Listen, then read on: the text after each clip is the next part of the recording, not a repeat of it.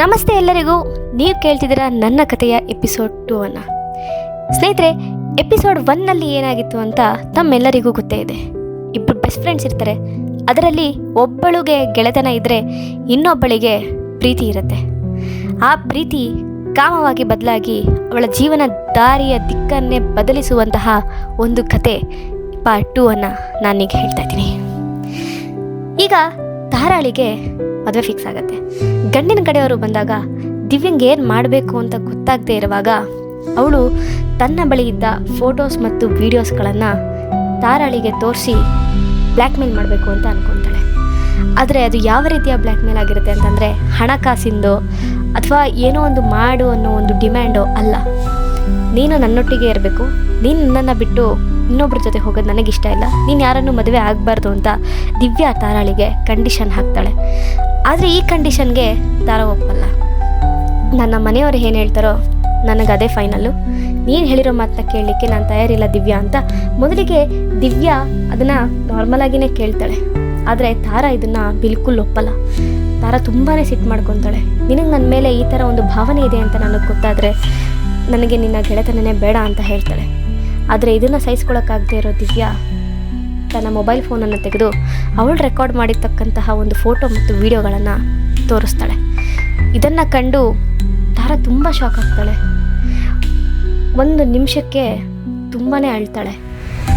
ಅವಳಿಗೆ ಯಾಕೆ ಆ ಥರ ಅಳು ಬರುತ್ತೆ ಅಂತಂದರೆ, ನಾನು ಸ್ನೇಹಿತೆ ಅಂತ ಅಂದುಕೊಂಡಿದ್ದು ಈ ಗೆಳತಿ ಯಾಕೆ ನನ್ನ ಮೇಲೆ ಈ ಥರ ಒಂದು ಕಾಮದ ಭಾವನೆಯನ್ನು ಇಟ್ಕೊಂಡಿದ್ಲು ಅಂತ ಅವಳು ತುಂಬಾ ಅಳ್ತಾಳೆ.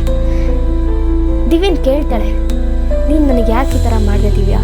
ನಾನು ನಿನ್ನ ಒಂದೊಳ್ಳೆ ಗೆಳತಿ ಥರ ನೋಡ್ತೀನಿ, ಆದರೆ ನೀನು ನನ್ನ ಮೇಲೆ ಈ ಥರ ಭಾವನೆ ಇಟ್ಟಿದ್ದೆ ಅಂತ ನನಗೆ ಗೊತ್ತಿದ್ರೆ ನಾನು ನಿನ್ನ ಜೊತೆ ಇರ್ತಾನೆ ಇರಲ್ಲ ಅಂತ ಅಂತಾಳೆ.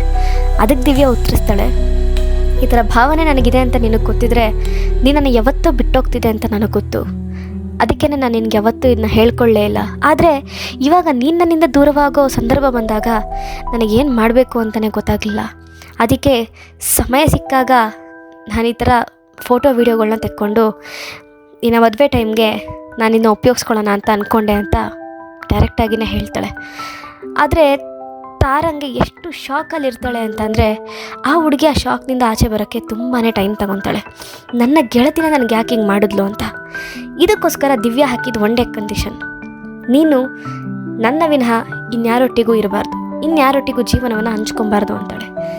ಅದಕ್ಕೆ ತಾರಾ ಉತ್ತರಿಸ್ತಾಳೆ, ನೀನು ಹೇಳಿದಷ್ಟು ಸುಲಭವಾಗಿ ಇವೆಲ್ಲ ನಡೆಯೋದಲ್ಲ, ಇಷ್ಟಕ್ಕೂ ನಾನೇ ಅಂತಕ್ಕೆ ನಿನ್ನೊಟ್ಟಿಗೆ ಇರಬೇಕು, ನಿನಗೂ ಒಂದು ಜೀವನ ಇದೆ, ನನಗೂ ಒಂದು ಜೀವನ ಇದೆ, ನಿನ್ನ ಜೀವನವನ್ನು ನೋಡ್ಕೊ ಅಂತಂದರೆ ದಿವ್ಯಾ ಅದಕ್ಕೆ ತಯಾರಿರಲ್ಲ.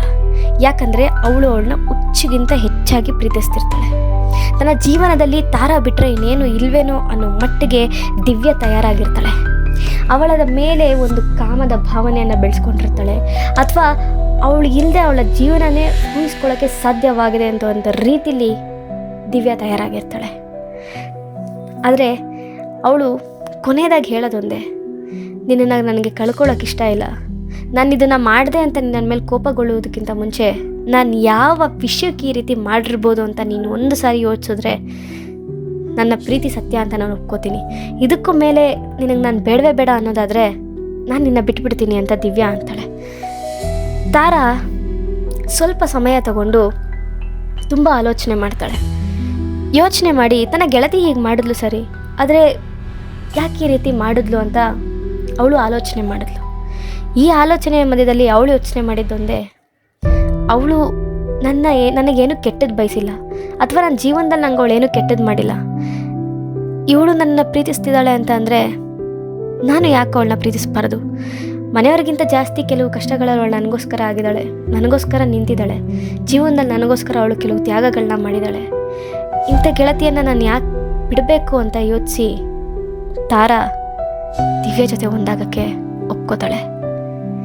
ಒಂದು ದಂತಕಥೆ ಆಗಬೇಕಾಗಿದ್ದ ಈ ಕತೆ ಒಂದು ಒಳ್ಳೆ ಸುಂದರವಾದ ಮುಕ್ತಾಯ ಅಲ್ಲ ಶುಭ ಆರಂಭಗೊಳ್ಳುತ್ತೆ. ಇದೇ ಥರ ಕಥೆಗಳಿಗಾಗಿ ನಮ್ಮ ಪೇಜ್ನ ಸಬ್ಸ್ಕ್ರೈಬ್ ಮಾಡಿ ಅಂತ ಹೇಳ್ತಾ ಧನ್ಯವಾದಗಳು.